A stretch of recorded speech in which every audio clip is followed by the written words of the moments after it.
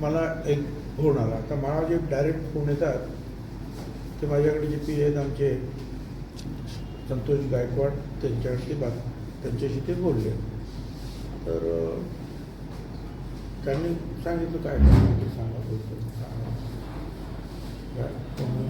साहेबांना देतो, तुमचं काम काय ते सांगा.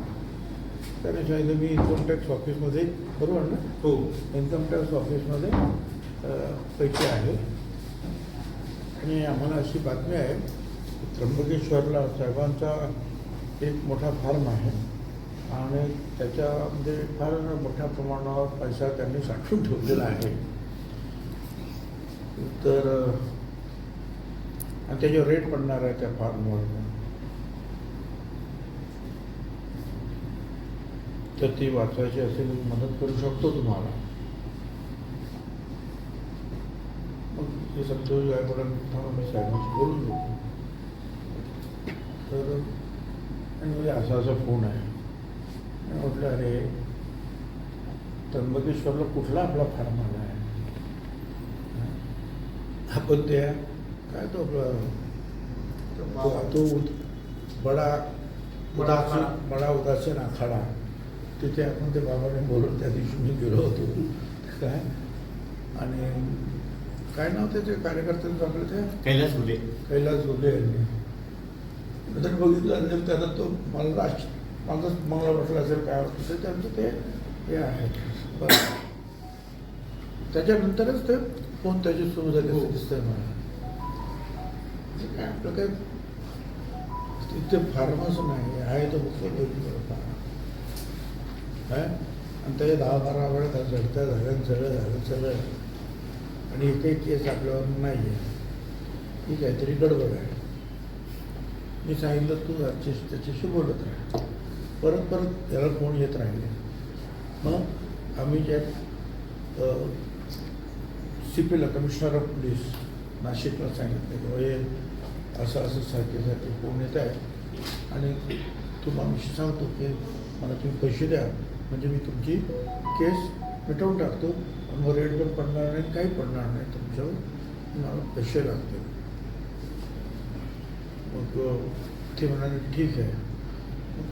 त्यांनी जे याच्याकडून ते सगळं मागवून घेतलं काय रेकॉर्डिंग वगैरे यांनी केलं होतं ते सगळं आणि पुन्हा ते फोन येत राहिले. पण त्याप्रमाणे ते रेकॉर्डिंग त्यांनी टीम वगैरे तयार केली एका डेप्युटी पोलीस कमिशनरच्या अध्यक्षतेखाली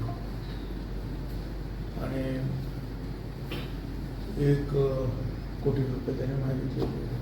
नंतर मग आम्हाला असं कळलं की काळ मग ठरलं यांचं आणि त्याचं ठरलं किंवा कुठे यायचं काय कुठे धरमपूर, हे गुजरात बॉर्डर कुठेतरी धरमपूर आहे.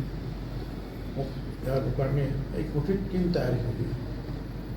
त्याच्यामध्ये गुजरातचे नंबर प्लेट तिकडच्या 3 मोटर बाईक्स घेतल्या पोलिसांनी, आणखी दुसरी माणसं घेतली आणि मग त्यांनी एक मोठी कागद भरलेली पिशवी तयार केली. ती पैसे घेऊन मग तो ती बोलवलेल्या ठिकाणी ती गाडी गेली. आजूबाजूचे लोक होते. त्याने तिथे आणखी पुढे तिकडे अमुक ठिकाणी या डावीकडे वळा असे 2-4 ठिकाणी ते वळवत त्याला ते नेलं आणि मग शेवटी मग ते त्याला तर कळलं की आता आपण फार सेफ झालो. आणि मोटरसायकलवर होता तो खरं म्हणजे ते त्यांच्या गाडीच्या पाठीमागेच होता. पोलिसांची जी खाजगी दुसरी गाडी होती त्याच्या पाठीमागेच तो होता. आणि तू सांगायचा डावीकडे उजवीकडे यांना माहिती नाही कोण काय. ठीक आहे. त्याप्रमाणे हे केल्यानंतर तो आला आणि तो आला आणि तो त्याप्रमाणे काहीतरी थैली वगैरे घ्यायला लागला असेल आणि त्यावेळेला त्याला मग अरेस्ट केलं आणि मग आणलं आणि मग यांना पण बोलवलं. हे पण केले. 5:30 वाजेपर्यंत ते सगळं चाललं. ते अशी गंमत आहे. काय आता कोणाला काय झालं कोण काय आता आपलं काय पोलिसांना ताबडतोब पण तर विनाकारण आपल्याला त्रास देण्याचा प्रयत्न होतो. आणि तो मला असं कळलं यांनी जे सांगितलं होतं तो चांगला ग्रॅज्युएट पोरगा आहे वाटतं आणि नोकरी धंदा नाही आहे, परिस्थितीने गांजलेला आहे. कोणाकडून तरी ते